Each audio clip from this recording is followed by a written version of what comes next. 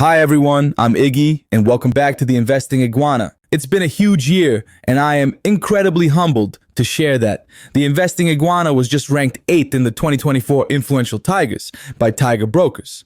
This channel and our Substack have now reached 1.3 million reads with over 65,000 likes. As of this month, October 2025, we've produced over 1,000 videos, racking up more than 800,000 watch hours. Why? Because we go beyond the headlines. I focus on regional and global economic trends to give you that broader context. If you're serious about gaining an edge in the Singapore market, you'll want to hear this. Today, we are diving deep into Keppel DC REIT's Q3 2025 operational update. You saw the headlines, a 55% income surge. Is it real? Is it sustainable? And most importantly, should you be adding this to your CPF or SRS portfolio right now? Let's get into it. All right, let's tackle that headline number first. Distributable income surged an incredible 55.5% for the first 9 months of 2025. This wasn't just accounting magic.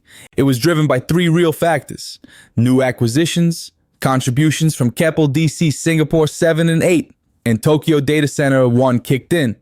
Strong operations. They got higher rents from contract renewals and built-in escalations.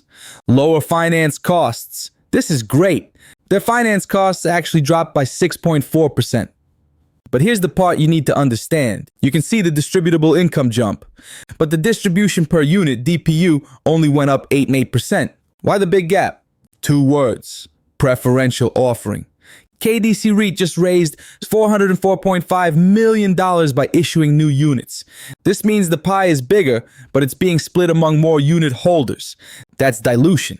The adjusted DPU, which shows what you would have earned without those new units, was actually up 11.7%. So the core growth is strong, but you need to be aware that dilution is eating into some of those gains. I also have to point out, the Guangdong data centers in China are still a small problem, dragging down the DPU by about 0.7 cents. It's a risk I'm still watching. So where is this growth coming from? It's all part of a very clear and, in my opinion, very smart strategy. They are doing 3 big things at once.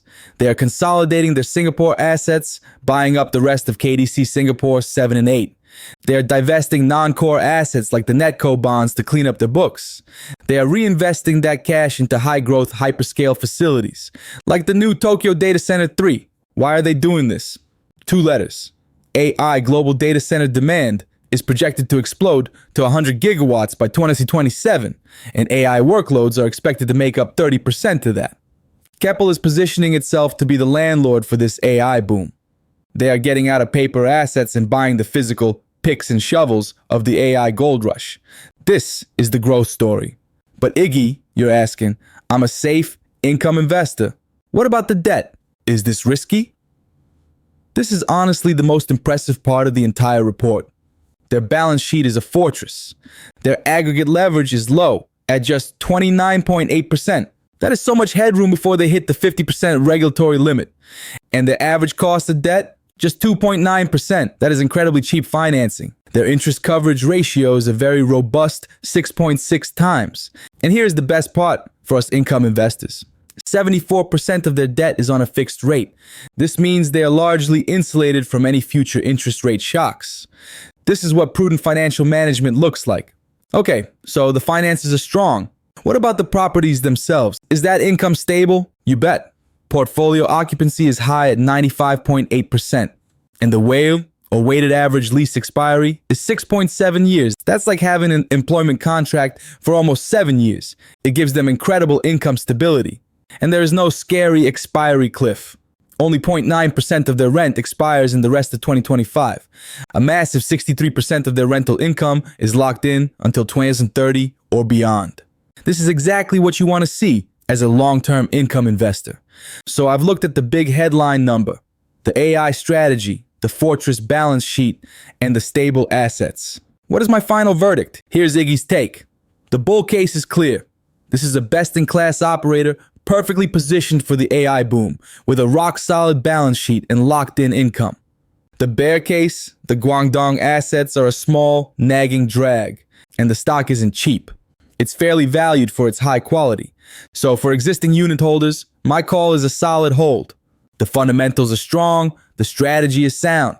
Well done. For new investors looking to get in, I'm calling this a cautious hold at its current price. But if we see a market pullback, if this stock price drops into this $2.20 to $2.25 range, I would upgrade that to a buy. Now, why does all this matter for us? Keppel DC REIT is, of course, CPF and SRS eligible.